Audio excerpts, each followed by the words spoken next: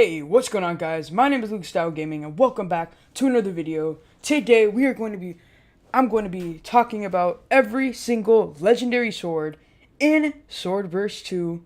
So, let's get started. So, first things first, we have your good old Sand Ursel, which this level 50 legendary sword, longsword. It was the first ever legendary ever added to Swordburst 2. It has 419 damage when clean, and around 800 damage when it's maxed.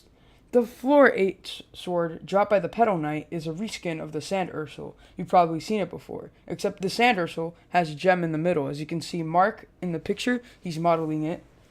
Since it's a longsword, if you obtain 2 of the Sand Ursels, you're actually able to dual wield them. And if you do wield them, it looks very cool. If you like to trade and you want to buy one through trading instead of getting it from the floor 5 boss, then it goes around 800,000 Vel to around 1 mil Vel, 1 million. The next sword on the list is the legendary sword Durendal. The Durendal legendary greatsword is the first ever legendary greatsword. When the floor 7 came out, people went crazy for it. When it's maxed, it does around 1,300 damage, which is very crazy for a floor 7 sword. It is better than most of the floor 8 swords except the Valley, which we'll get to that sword later. The chance of getting this sword is very, very slim, but you can get it in trading from around 2 million Vel to 3 million Vel. Next sword, we have the Valley Case Katana, mostly nicknamed the Valley. So if you ever see anyone in Helmfirth saying buying or selling Valley, you know what sword it is. It is the first ever legendary katana in all of Swordburst 2's history. This sword does 1,800 damage, which is very, very powerful. It is better than half of the 4/9 swords, not counting the legendaries, of course. This sword can be obtained by the floor 8 boss or in trade from around 3 million Vel to 5 million Vel. Next, we have the Dragon Skull Robe. The Dragon Skull Robe is the first ever legendary armor in Swordburst 2. It is the second best armor in the game as of right now, following Chaos Plainmail. This armor is worth around 5 million Vel to 10 million Vel. It has a cool design with the dragon on the arm, as you can see in the picture. My Roblox avatar is there wearing it, and it could be obtained by the floor 8 boss at 0.1%. Which is the drop rate, and it is pretty insane. Next sword, we come to floor 9, and we see the first legendary sword. It is the first legendary sword in floor 9 you'll see, most likely, is the Cataclysm. Nicknamed, usually, Kata. People go crazy for this sword all the time, even now, because of its unique look.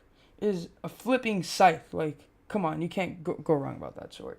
It is a great sword, and it does 2,172 damage, just like the rest of the floor 9 legendaries, which there's a lot of floor 9 legendaries, and we'll get to all of those later on in this video.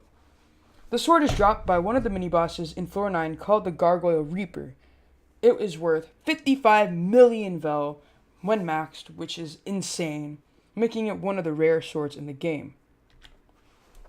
The next sword we have here is the Oblivion, which is the longest katana in the game. When I mean long, its length is extremely long.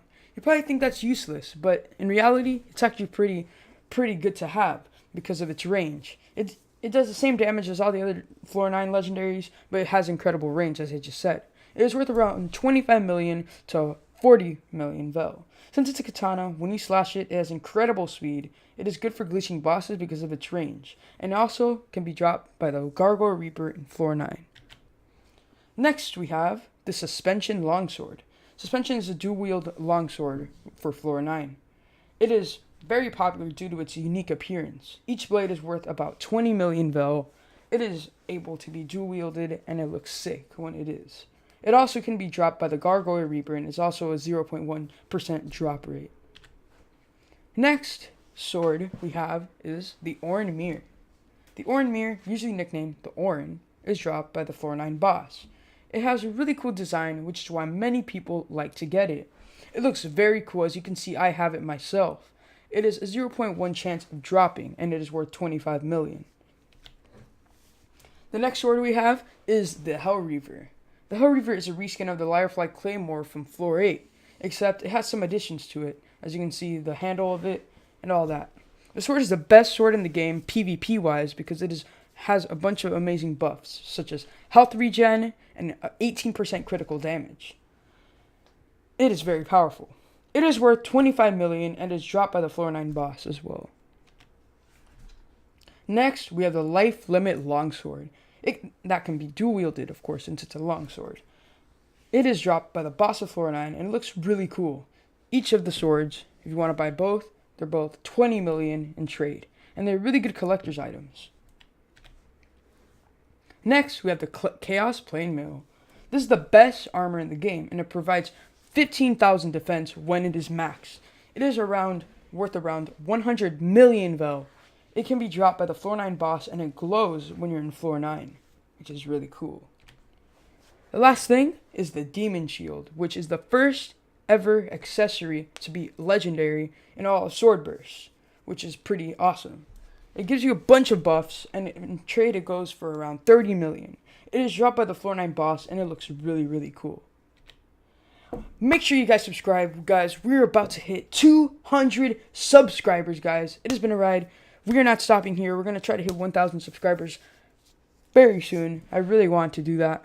But yeah, we're about to hit 200. So make sure you guys like this video, subscribe, turn on those notifications, and I'll see you guys in the next video.